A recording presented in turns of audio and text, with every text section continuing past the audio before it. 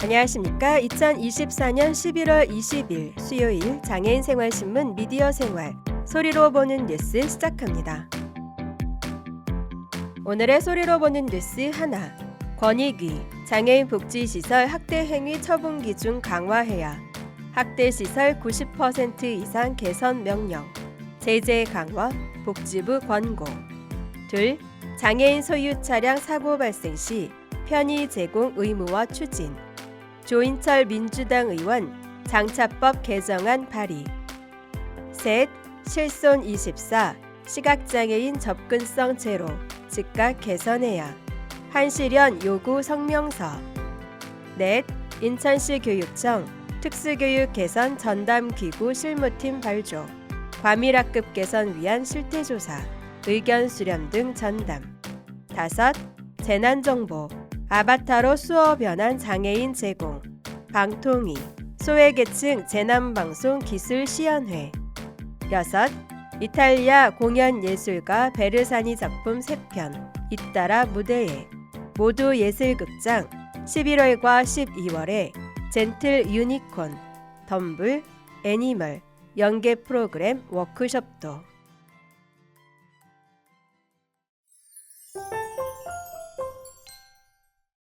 첫 번째 소식입니다. 앞으로 장애인 복지시설에서 학대 행위가 발생할 경우 행정처분 기준이 학대 유형과 정도에 따라 세분되고 학대 행위자에 대한 취업 제한 범위도 넓어질 전망입니다. 국민권익위원회는 이 같은 내용을 담은 장애인 시설 내 학대 행위에 대한 제재 처분 실효성 강화 방안을 마련해 보건복지부에 권고했다고 11월 13일 밝혔습니다. 현재 노인이나 아동복지시설에서 학대 행위가 발생하는 경우 학대 유형이나 정도에 따라 업무 정지 처분부터 시설 폐쇄까지 가능한 것과 달리 장애인 복지시설에서는 학대 행위가 발생하더라도 학대 유형이나 정도를 고려하지 않고 1차 위반에 대해 개선 명령만 할 수 있습니다. 단지 다양한 학대 행위 중 성범죄에 대해서만 1차 위반부터 시설 폐쇄를 규정하고 있을 뿐입니다. 이로 인해 동일한 학대 행위가 발생해도 발생 장소가 노인 또는 아동시설인지 장애인 시설인지에 따라 행정처분 결과가 달라지는 불합리한 상황이 발생하고 있었습니다. 권익위의 실태조사 결과 지난 5년 동안 학대 행위가 발생한 장애인 복지시설에 대한 행정처분 109건 중 90.8%인 99건이 개선 명령에 그친 것으로 확인됐습니다. 또한 각 지방자치단체는 장애인 복지시설에 대한 포괄적인 관리감독 권한을 가지고 있으나 학대 행위자에 대해 인사조치를 요구하고 그 결과를 보고받는 곳은 7곳에 불과해 장애인 학대 행위자에 대한 사후관리와 감독이 제대로 이루어지지 않는 것으로 나타났습니다. 이 밖에도 장애인 복지법에 따라 장애인 학대 범죄자는 장애인, 노인, 아동 관련 시설에 취업하는 것이 제한되는데 지난 2023년 노인복지법 개정으로 노인 관련 시설의 범위가 일부 확대됐으나 장애인 복지법에는 관련 내용이 반영되지 않아 장애인 학대 범죄자 취업 제한 대상 기관에 사각지대가 발생하고 있었습니다. 이에 권익위는 장애인 학대 행위 유형과 정도를 고려한 세부적인 행정처분 기준을 마련하고 시설 내 학대 행위 발생 시 학대 행위자에 대한 인사조치 결과를 해당 지방자치단체가 의무적으로 확인하도록 권고했습니다. 또한 노인복지법 개정사항을 반영해 장애인 학대 범죄자의 취업 제한 대상 기관을 확대하도록 했습니다. 권익위 박종민 부위원장 겸 사무처장은 이번 제도 개선으로 장애인 복지시설에서 발생하는 학대 행위에 대한 제재 실효성이 강화돼 학대 예방에도 기여하기를 기대한다고 강조했습니다. 다음 소식입니다. 장애인 소유 차량 사고 발생 시 렌터카 대여 등 비장애인과 동등한 수준의 편의 제공을 의무화하는 법안이 발의됐습니다. 국회 과학기술정보방송통신위원회 소속 더불어민주당 조인철 의원은 11월 12일 보험회사로 하여금 보험 서비스 제공에 있어 장애인에게 정당한 편의 제공을 의무화하는 내용을 담은 장애인 차별금지법 개정안을 대표 발의했습니다.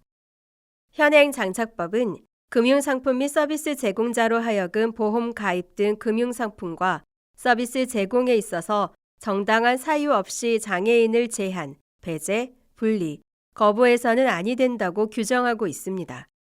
그런데 자동차 보험의 경우 장애인이 비장애인과 실질적으로 동등하지 않은 수준의 보험 서비스를 제공받고 있다는 지적이 있습니다.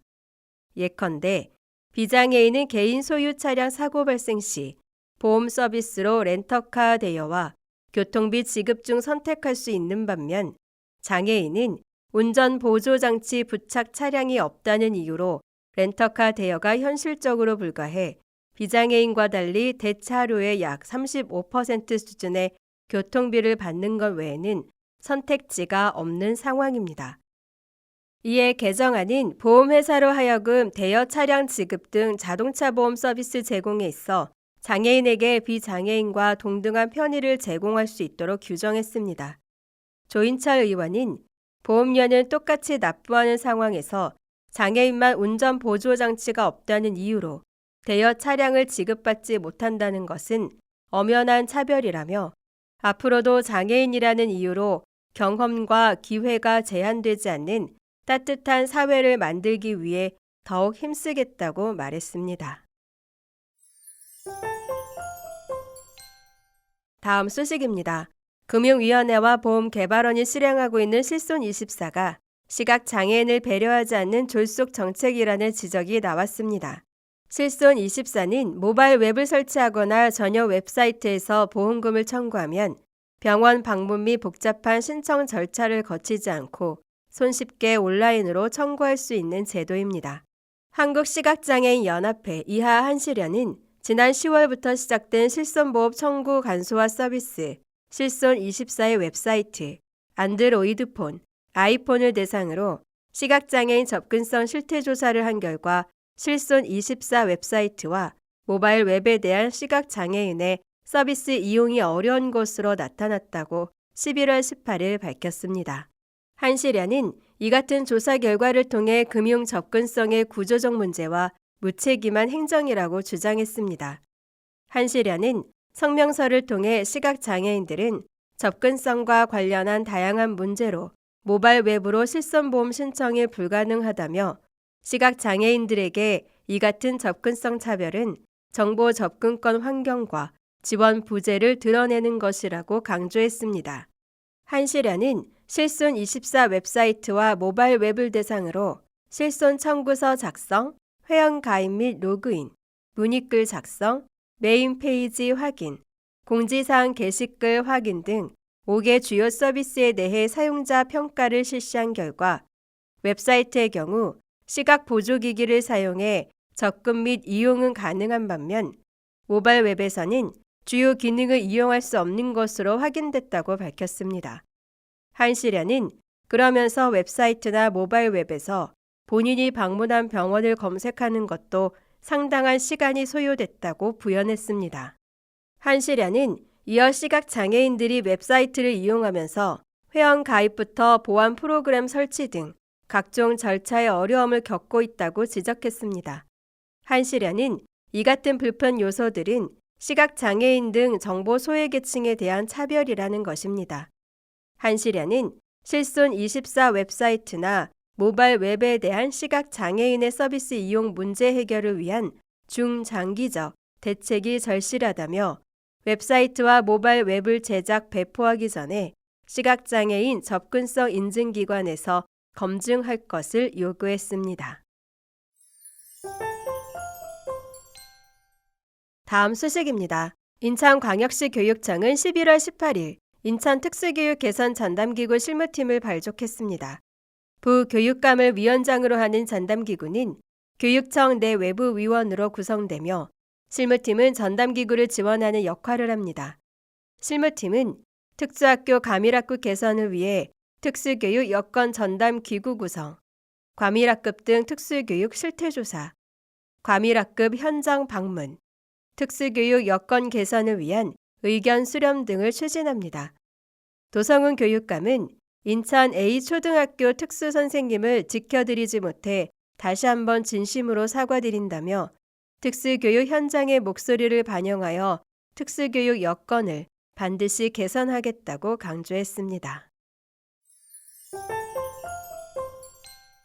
다음 소식입니다. 아바타를 이용 재난 정보를 신속하게 수어로 변환해 장애인들에게 한 발 빠르게 정보를 제공하는 기술이 곧 구현, 실용화될 것으로 보입니다.